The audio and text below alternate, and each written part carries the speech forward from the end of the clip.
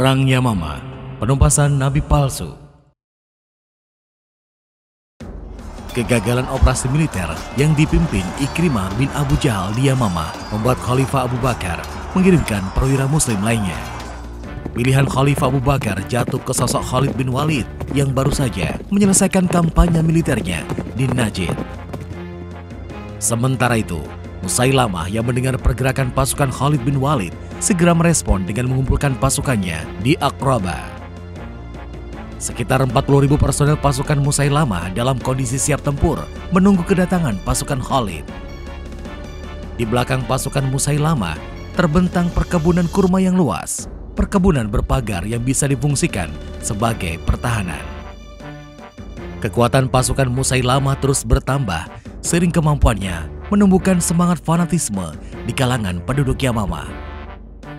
Musailamah membagi pasukannya dalam dua sayap. Masing-masing sayap pasukan dipimpin oleh Muhkam bin Tufail dan Ar-Rajal bin Unfuah. Sedangkan Musailamah memimpin pasukan induk. Sementara itu, pasukan Khalid bin Walid semakin mendekat ke Yamama. Di bagian depan, Khalid mempercayakan kepemimpinan pasukan kepada Syurahbil bin Hasanah. Bagian sayap kiri dipimpin oleh Zaid bin Al-Khattab dan bagian sayap kanan dipimpin oleh Abu Huzaifah. Pada malam hari, ketika pasukan Khalid semakin mendekat, Maja'ah bin Murarah, seorang pemimpin Bani Yamama, membawa 60 pasukan berkuda menyerang Bani Tamim dan Bani Amir. Dalam perjalanan kembali ke Yamama, Maja'ah dan pasukannya berhasil ditangkap oleh pasukan Muslim. Ketika Khalid bertanya tentang Musailamah, mereka menjawab, "Dari kami seorang nabi, dan dari kalian seorang nabi pula." Jawaban tersebut membuat Khalid bin Walid memerintahkan eksekusi mati kepada semua tawanan kecuali Maja'ah bin Murarah. Sementara itu, Musailamah terus memotivasi pasukannya. Dia mengatakan bahwa pertempuran ini merupakan penentuan bagi masa depan mereka. Sesampainya di Yamama, pasukan Muslim membangun pertahanan di perbatasan. Khalid bin Walid membagi pasukannya menjadi beberapa unit dengan panji masing-masing. Panji kaum Ansor dibawa oleh Sabit bin Qais, sedangkan panji kaum Muhajirin dibawa oleh Abu Huzaifah. Selain itu, masih terdapat unit-unit pasukan Arab yang masing-masing membawa panji perang. Strategi itu digunakan Khalid untuk mengetahui arah kedatangan musuh. Perang tidak menunggu lama, pertempuran berlangsung dengan sengitnya. Pasukan Musailamah bertumpu pada keunggulan jumlah dan pasukan Muslim mengimbanginya dengan semangat tempur serta kecerdasan para perwiranya. Yamama menjadi pertempuran paling berat dan paling berdarah-darah dalam kampanye militer Perang Ridha. Pasukan Musailamah menyerang hingga mencapai perkemahan pasukan Muslim. Gelombang serangan musuh yang tiada henti membuat Sabit bin Qais membenamkan kakinya ke tanah. Sambil membawa panji Ansor, beliau terus menghalau musuh yang berdatangan. Dan akhirnya, Sabit bin Qais gugur di tempat tersebut. Khalid bin Walid dan para perwira muslim lainnya terus mengoordinasi pasukannya yang kalah dalam jumlah. Lambat laun, alur pertempuran mulai bergeser. Pasukan muslim berhasil memegang inisiatif serangan dan mendesak pasukan Musailamah. Khalid bin Walid bergerak ke garis depan sambil menantang Musailamah untuk perang tanding. Namun, pemimpin Yamama tersebut tidak kunjung menunjukkan batang hidungnya. Semakin terdesak, Muhkam bin Tufail, seorang hakim Yamama, memerintahkan pasukannya berlindung di perkebunan kurma. Mereka mencoba bertahan di tempat tersebut. Dalam kepanikan tersebut, Muhkam bin Tufail masih berusaha memotivasi pasukannya.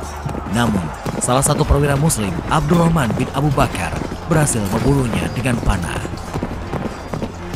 Pertempuran berlanjut ke pengepungan perkebunan kurma yang tertutup rapat. Pasukan muslim tidak bisa masuk karena terhalang pagar perkebunan. Melihat situasi ini, Al-Barra bin Malik meminta beberapa pasukan muslim melemparkannya ke dalam perkebunan dengan menggunakan tameng. Al-Barra bin Malik berhasil mengalahkan beberapa anak buah Musailamah yang mencoba menyergapnya. Semua bisa diatasinya dan gerbang perkebunan pun berhasil dibuka. Wahsy bin Harb berhasil menemukan persembunyian Musailamah. Dengan tombak terhunus, ia mendekati Musailamah. Tombak yang dibawa Wahsy bin Harb menembus dada Musailamah dan berakhirlah sepak terjang sang nabi palsu, Musailamah al-Kadzab atau Musailamah sang pendusta.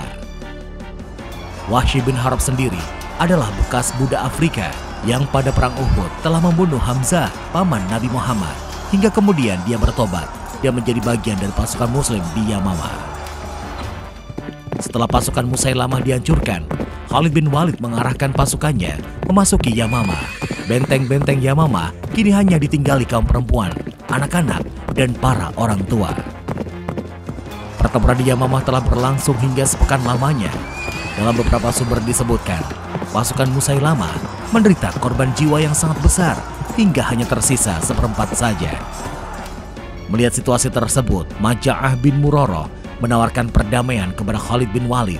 Tawaran tersebut diterima Khalid dengan syarat mereka kembali kepada Islam dan meninggalkan ajaran Musailamah.